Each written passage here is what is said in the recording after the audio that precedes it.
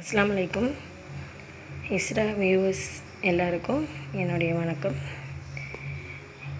இன்றைக்கி நம்ம என்ன பார்க்க போகிறோம் அப்படின்னா, கேரட் பொரியலும் உருளைக்கிழங்கு ஃப்ரையும் எப்படி பண்ணுறதுன்னு பார்க்க போகிறோம். சைடிஷ் எப்படி பண்ணுறதுன்னு பார்க்க போகிறோம். சாம்பார், ரசம் எதுக்கு வேணாலும் தொட்டுக்கலாம். அந்த மாதிரி ஒரு சைடிஷ் எப்படி செய்கிறதுன்னு பார்க்க போகிறோம்.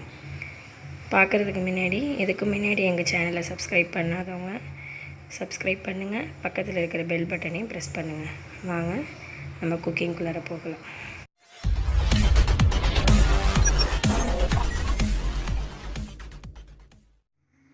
இப்போ நம்ம சட்டி காஞ்சிருச்சு. அதுக்கப்புறம் நம்ம ஆயில் ஊற்றுவோம். நம்ம எவ்வளோ உருளைக்கிழங்குக்கு எவ்வளோ தேவையோ அவ்வளோ ஆயில் ஊற்றிக்கிட்டால் போதும். நான் ஓரளவுக்கு ஆயில் எடுத்துக்கிறேன். ஏன்னா அப்போ தான் உருளைக்கிழங்கு நல்லா ஃப்ரை ஆகும். அப்படி இல்லைன்னா பிசு பிசுன்னு இருக்கும். அதனால் கொஞ்சம் ஆயில் இப்போது நம்ம எடுத்து வச்சுருக்கிற கடுகு உளுந்த பருப்பு போடுவோம்.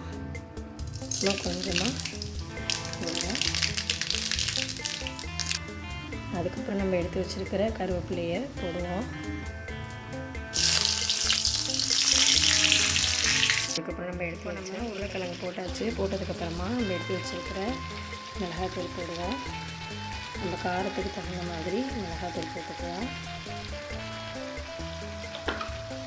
காரத்துக்கு தகுந்த மாதிரி மிளகாத்தூள் போட்டுட்டு கொஞ்சமாக உருளைக்கிழங்கு கொஞ்சம் வாயுவான பொருள், அதனால் கொஞ்சமாக ஒரு 2 பூண்டு நச்சு போட்டிருக்கேன் அந்த உருளைக்கிழங்குக்கு. அப்புறமா அதுக்கு தேவையான குவான்டிட்டி நமக்கு தெரியும். உருளைக்கிழங்கு 2 உருளைக்கிழங்கு எடுத்தேன் நான். அதுக்கு தேவையான உப்பு போட்டு உருளைக்கிழங்கு ஃப்ரை பண்ணணும். உருளைக்கிழங்கு ஃப்ரை ஆகிட்டுருக்கு. இந்த ஃப்ரை ஆகிட்டுருக்கையிலேயே நம்ம என்ன பண்ணுறோம் அப்படின்னாக்கா, நான் ஃப்ரை ஆகிட்டுருக்கையிலேயே நம்ம கொஞ்சம் ஹிங் போடுவோம். அதாவது பெருங்காயத்தூள் போட்டுப்போம். நம்ம இப்போ அடுத்த சைட் டிஷ் பார்க்க போகிறோம். அதாவது கேரட் பொரியல். வாங்க பார்க்கலாம்.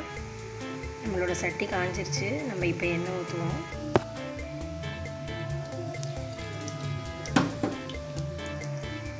இப்போ எண்ணெய் காஞ்சிருச்சு. எண்ணெய் காஞ்சோன்னா நம்ம கடுகு பருப்பு போட்டுக்குவோம்.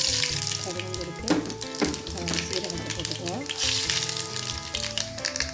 வெங்காயத்தையும் கருவேப்பிலையும் போட்டுட்டு அதோட நம்ம எடுத்து வச்சுருக்க மல்லித்தூள் காரத்துக்கு வரமிளகா போட்டுக்குவோம். அதுக்கப்புறம் நம்ம கேரட்டையும் போட்டுக்குவோம்.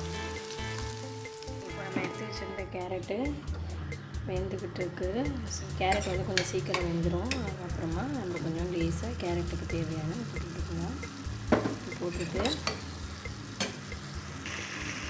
இப்போ நம்ம கேரட்டு நல்லா வெந்துக்கிட்டு இருக்குது. அப்போ நம்ம பாசிப்பருப்பு எடுத்து வச்சுருந்தோம். கேரட் பொரியலுக்கு பாசிப்பருப்பு வேக வச்சு தனியாக எடுத்து வச்சுருந்தேன். ஒரு 100 பாசிப்பருப்பு தனியாக வேக வச்சு ஒரு 1/2 கிலோ கேரட்டுக்கு எடுத்து வச்சுருந்தேன். அதை நம்ம இப்போ கேரட் லேசாக வெந்தோடனே இந்த பாசிப்பருப்பையும் அதோட ஆட் பண்ணிக்கலாம். இதை போட்டுட்டு ரைஸே பிரட்டி சாப்பிட்லாம். அவ்வளோ சூப்பராக இருக்கும். ஃபைனலாக நம்மளோட பாசிப்பருப்பு கேரட் ரெடி ஆகிடுச்சு. இப்போ அதை கார்னிஷ் பண்ணுறதுக்காண்டி டேஸ்ட்டுக்காண்டியும் நம்ம எடுத்து வச்சுருந்த 1/4 மூடி தேங்காய் திருவி வச்சுருந்தேன். அதை போட்டுக்குவோம். தேங்காய் வேக விடக்கூடாது. தேங்காய் போட்டுட்டு உடனே அடுப்பை ஆஃப் பண்ணிடணும். ஃபைனலாக நம்மளோட பாசிப்பருப்பு கேரட் உருளைக்கிழங்கு ஃப்ரை ரெடி ஆகிடுச்சு. இந்த சேனல் உங்களுக்கு பிடிச்சிருந்தா சப்ஸ்கிரைப் பண்ணுங்கள், லைக் பண்ணுங்கள், ஷேர் பண்ணுங்கள்.